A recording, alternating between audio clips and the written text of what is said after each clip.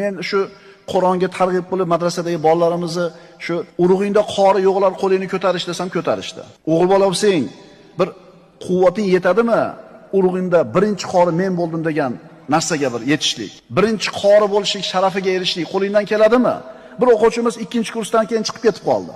Chiqib ketib qoldida, oradan bir 2 yil o'tgandan keyin telefon cholyapti. Domla, birinchi bo'lib sizga aytayapman, meni muboraklik qilib qo'ying, Qur'on yodladim deyapti. Madrasani o'quv programmasini eplay olmasdan qorini qo'liga borgan domlani 2 yilda Qur'onni yodlabdi. Endi o'sha gapimni eslatyapti menga. Eslaysizmi, bir darsda shunaqa degan edingiz.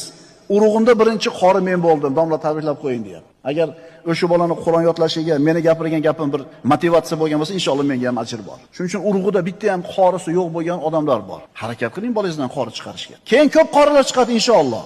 Lekin birinchisi kim bo'ladi? Sizni bolangiz bo'ladi. Eplay olamizmi?